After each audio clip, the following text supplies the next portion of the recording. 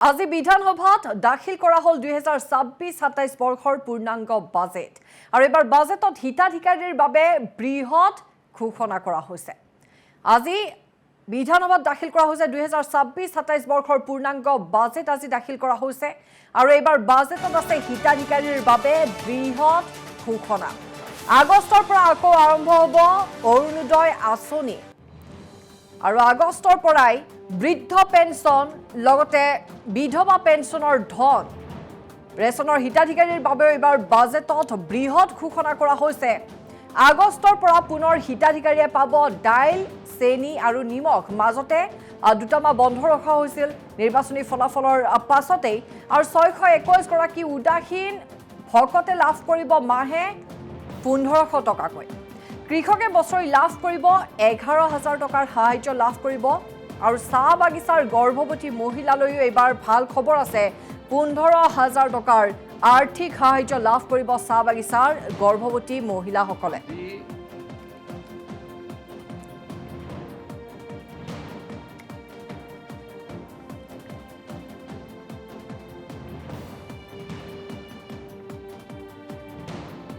এতিয়া মই আমাৰ দূৰদৰ্শী মুখ্যমন্ত্ৰী মাননীয় হিমন্ত বিশ্ব শৰ্মা ডাঙৰীয়াৰ পৰিকল্পনাৰ ধাৰণাত অষ্টাদশ মুকুতাৰ উন্নয়নীমালা উপস্থাপন কৰিবলৈ ওলাইছোঁ। 2026-27 বৰ্ষৰ বাবে নিৰ্ধাৰিত এই 18খন ধ্বজাবাহী আঁচনিয়ে এক সুৰক্ষিত, সমৃদ্ধ, বিকশিত অসম গঢ়ি তোলাৰ যাত্ৰাত অসমৰ পথ নিৰ্দেশনা প্ৰদান কৰিব। প্ৰথম ধ্বজাবাহী আঁচনি হৈছে নিযুক্তিৰ নতুন দিগন্ত, অতিৰিক্ত 2 লাখ নিযুক্তিৰ লক্ষ্য। অধ্যক্ষ মহোদয়, আমাৰ চৰকাৰে 1 লাখ নিযুক্তিৰ প্ৰতিশ্ৰুতি দিছিল আৰু আমি সেই প্ৰতিশ্ৰুতি ইতিমধ্যে অতিক্ৰম কৰি বিগত 5 বছৰত 1,64,000তকৈ অধিক চৰকাৰী চাকৰি প্ৰদান কৰিছোঁ। এই ধাৰাবাহিকতা অক্ষুণ্ণ ৰাখি আমি এতিয়া নিযুক্তি প্ৰদানৰ পৰৱৰ্তী পৰ্যায়ত উপনীত হৈছোঁ। অনাগত 5 বছৰত চৰকাৰী বিভাগ, বিশ্ববিদ্যালয়, চিকিৎসা মহাবিদ্যালয়, আইনগত সংস্থা, ছ'চাইটি, ষষ্ঠ অনুসূচিত অন্তৰ্গত পৰিষদ আৰু সৰহ পৰিমাণে ৰাজহুৱা অংশীদাৰিত্ব থকা কোম্পানী আদি সামৰি ৰাজহুৱা খণ্ডত ৰাজ্যখনত 2 লাখ নিযুক্তি প্ৰদানৰ লক্ষ্য স্থিৰ কৰা হৈছে। এই লক্ষ্যৰে এক বিস্তৃত পৰিকল্পনা প্ৰস্তুত কৰাৰ বাবে মুখ্য সচিবৰ সভাপতিত্বত এক বিশেষ টাস্ক ফ'ৰ্চ গঠন কৰা হৈছে। প্ৰাথমিক পৰ্যায়ত আৰু অধিক খালী পদ সৃষ্টিৰ লক্ষ্যৰে গ্ৰহণ কৰা এই পদক্ষেপে বৰ্তমান কৰ্মচাৰীসকলক সময়মতে পদোন্নতি দিয়াত সহায় কৰিব। আৰক্ষী বাহিনী, ভূ ৰাজহ কৰ্মচাৰী, শিক্ষানুষ্ঠান, স্বাস্থ্যসেৱা প্ৰতিষ্ঠান, বন আৰু ৰাজহ উপাৰ্জনকাৰী বিভাগসমূহত নতুন পদৰ সৃষ্টিৰ কথাও আমি বিবেচনা কৰিম। সংকল্প পত্ৰত উল্লেখিত প্ৰতিশ্ৰুতি অনুসৰি এই চৰকাৰৰ সময়ছোৱাতে ৰাজ্যখনৰ নৱপ্ৰজন্মৰ বাবে নিয়োগৰ অধিক সুযোগ সৃষ্টি কৰাৰ বাবে আমি দায়বদ্ধ। সৰ্বাংগীন আৰু কল্যাণমুখী সেৱাৰ ভাগীৰথী যাত্ৰা, সামগ্ৰিক কল্যাণ সাধনা। অধ্যক্ষ মহোদয়, আমি বিশ্বাস কৰোঁ যে যোগ্যজনৰ কল্যাণ সাধন কৰাটোৱে আমাৰ একমাত্ৰ উদ্দেশ্য নহয়। কল্যাণৰ লগে লগে সমাজৰ সকলো শ্ৰেণীৰ জনসাধাৰণক সামৰি লোৱা দৃষ্টিভংগী, সততা আৰু নৈতিক প্ৰমূল্যসমূহকো সুদৃঢ় হ'ব লাগিব। এই উদ্দেশ্য আগত ৰাখি আমি অতি প্ৰণালীবদ্ধভাৱে এলানি পদক্ষেপ গ্ৰহণ কৰিছোঁ। আধাৰ ভিত্তিক প্ৰমাণীকৰণকে ধৰি ডিজিটেল ইনফ্ৰাষ্ট্ৰাকচাৰৰ পৰা DBT স্কিমছৰ অধীনত একত্ৰিত ডিজিটেল হিতাধিকাৰী গাঁথনিৰ জৰিয়তে সকলো হিতাধিকাৰীমুখী আঁচনি প্ৰদান কৰা হ'ব। অধ্যক্ষ মহোদয়, মহিলা সবলীকৰণৰ আৰু লিংগ সমতা সুদৃঢ় কৰাৰ অৰ্থে বহু বিবাহত লিপ্ত হোৱা কোনো পুৰুষে কোনো চৰকাৰী কল্যাণমুখী আঁচনিৰ অধীনত সুবিধা লাভৰ বাবে যোগ্য বিবেচিত নহ'ব।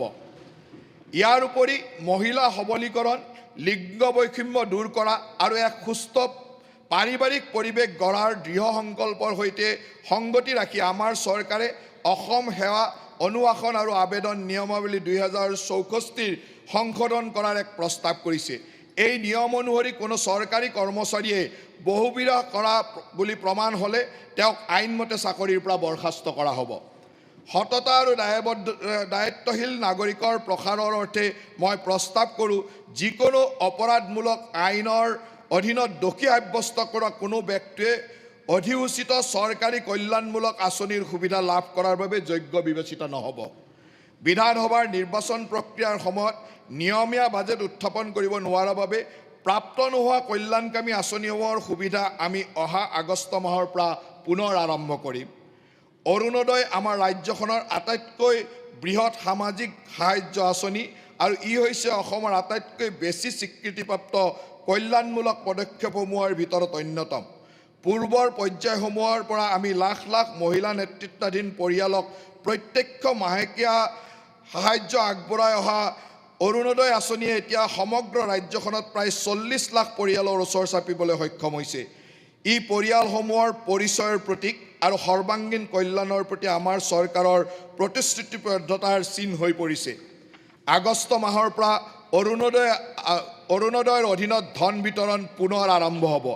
একে সময়তে ইয়াৰ লাভালাভ আটাইতকৈ যোগ্য পৰিয়ালসমূহে লাভ কৰাটো নিশ্চিত কৰিবলৈ আমাৰ চৰকাৰে যোগ্য হিতাধিকাৰীৰ অন্তৰ্ভুক্তি কৰা আৰু অযোগ্য হিতাধিকাৰীক বাদ দিয়াৰ লেখীয়া স্বচ্ছ আৰু নিৰন্তৰ প্ৰক্ৰিয়াৰ জৰিয়তে এই আঁচনিখন শক্তিশালী কৰি ৰাখিব। আমি অৰুণোদয় প্লাছৰ জৰিয়তে শ্বহীদ কুশল কোঁৱৰ সাৰ্বজনীন বৃদ্ধ পেঞ্চনৰ ধন আৰু বিধৱা পেঞ্চনৰ আঁচনিৰ প্ৰদানৰ কাম অব্যাহত ৰাখিম। অধ্যক্ষ মহোদয়, আমাৰ চৰকাৰে আগষ্ট মাহৰ পৰা ৰাষ্ট্ৰীয় খাদ্য সুৰক্ষা আইনৰ ৰেচন কাৰ্ডধাৰীসকললৈকে ৰেহাই মূল্যত মচুৰ দাইল আৰু চেনি যোগান ধৰাৰ কাম আৰম্ভ কৰিব। পশ্চিম এছিয়া সংকটৰ বাবে এই অত্যাৱশ্যকীয় সামগ্ৰীৰ মূল্য বৃদ্ধি পোৱা হেতু ৰাজসাহায্যৰ পৰিমাণ পৰিৱৰ্তনশীল হ'ব আৰু ই বজাৰ মূল্যৰ সৈতে সংযোজিত হৈ থাকিব। আমি সঠিক সময়ত সৰিয়হ তেলকো এই সামগ্ৰীৰ তালিকাত অন্তৰ্ভুক্ত কৰাৰ সম্ভাৱনীয়তা সম্পৰ্কে পৰীক্ষা কৰি চাম। সৰিয়হ তেলৰ ক্ষেত্ৰত আমাৰ চৰকাৰৰ অগ্ৰাধিকাৰ হ'ব স্থানীয়ভাৱে উৎপাদিত সৰিয়হ তেলৰ প্ৰচাৰ আৰু প্ৰসাৰ ঘটোৱা আৰু আমাৰ অন্নদাতাসকলক সহায় কৰা। শিক্ষা সমাপ্ত কৰি কৰ্মসংস্থান লাভ কৰাৰ আগৰ সময়ছোৱাত 48,366 গৰাকী স্নাতক ডিগ্ৰীধাৰীক মাহে 2,500 টকাকৈ আৰ্থিক সাহায্য প্ৰদানেৰে জীৱন প্ৰেৰণা নামৰ আঁচনিখন আমি ছেপ্টেম্বৰ মাহৰ পৰা পুনৰ আৰম্ভ কৰিম। 2026-27 শিক্ষাবৰ্ষত মুখ্যমন্ত্ৰীৰ নিযুত মইনা আঁচনিৰ অধীনত সাহায্যৰ ধন হস্তান্তৰ প্ৰক্ৰিয়া 2026 চনৰ অক্টোবৰ মাহৰ পৰা আৰম্ভ হ'ব। শিক্ষাৰ্থীসকলে আগষ্ট মাহৰ পৰা আবেদন পত্ৰসমূহ পূৰণ কৰিব পাৰিব। মই অত্যন্ত আনন্দৰে ঘোষণা কৰোঁ যে এতিয়াৰে পৰা মুখ্যমন্ত্ৰীৰ নিযুত বাবু আঁচনিখনো চৰকাৰৰ এখন নিয়মীয়া আঁচনি হ'ব। এতিয়ালৈকে আমি এই দুইখন আঁচনিৰ অধীনত 5,46,479 গৰাকী শিক্ষাৰ্থীক 374 কোটি টকা বিতৰণ কৰিছোঁ।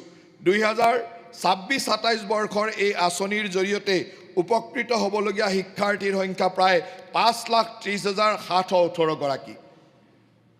এই বছৰ ডক্টৰ বাণীকান্ত কাকতি মেধা বঁটাৰ অধীনত প্ৰায় 18,000 শিক্ষাৰ্থীয়ে স্কুটি লাভ কৰিব। শৈক্ষিক সাহায্যৰ সমতাপূৰ্ণ বিতৰণ সুনিশ্চিত কৰিবলৈ লাভ কৰা নম্বৰৰ এক নিৰ্দিষ্ট শতকৰা হাৰতে যাতে সাহায্য সীমাবদ্ধ হৈ নাথাকে আৰু অধিক সংখ্যক যোগ্য শিক্ষাৰ্থী উপকৃত হ'ব পাৰে, তাৰ বাবে এই আঁচনিৰ অধীনৰ বৰ্তমানৰ স্কুটি বিতৰণ প্ৰক্ৰিয়া অহা শিক্ষাবৰ্ষৰ পৰা বন্ধ কৰা হ'ব।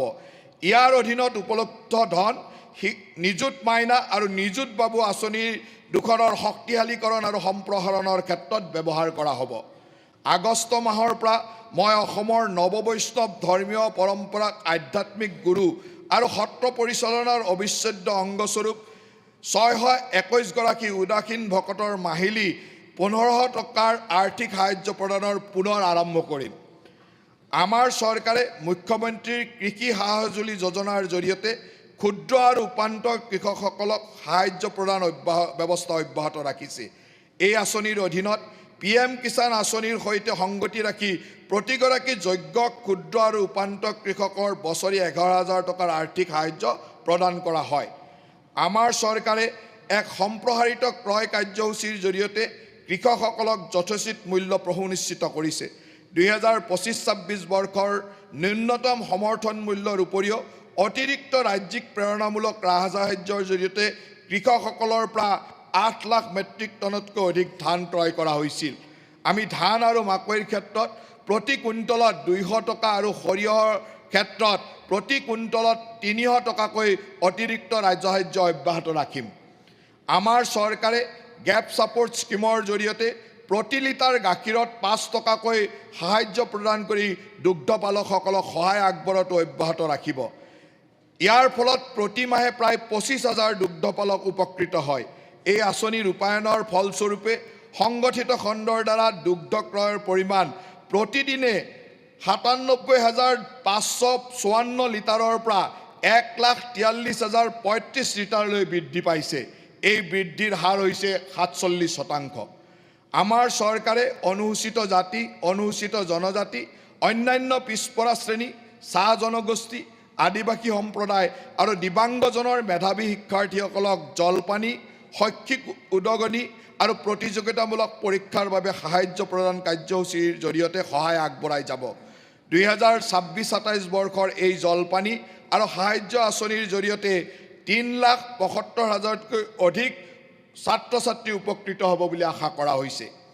আমি চাহ বাগিচাৰ গৰ্ভৱতী মহিলা শ্ৰমিকসকলৰ উন্নত মাতৃত্বকালীন যত্ন আৰু পৰিপুষ্টি নিশ্চিত কৰিবলৈ 15,000 টকাৰ আৰ্থিক সাহায্য প্ৰদান ব্যৱস্থা অব্যাহত ৰাখিম। 2025-26 বৰ্ষত এই আঁচনিৰ অধীনত চাহ বাগিচা এলেকাত 32,882 গৰাকী গৰ্ভৱতী মহিলা শ্ৰমিকলৈ সাহায্য আগবঢ়োৱা হৈছে আৰু এই বছৰ প্ৰায় 35,000 গৰাকী এনে মহিলা উপকৃত হ'ব বুলি আমি আশা ৰাখিছোঁ।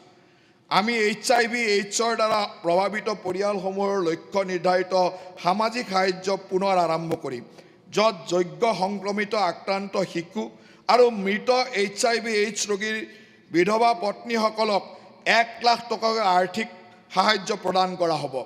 2026-27 বৰ্ষৰ বাবে এই আঁচনিৰ অধীনত প্ৰায় 140 গৰাকী শিশু আৰু বিধৱা মহিলাই এনে লাভালাভ পাব বুলি আশা কৰা হৈছে।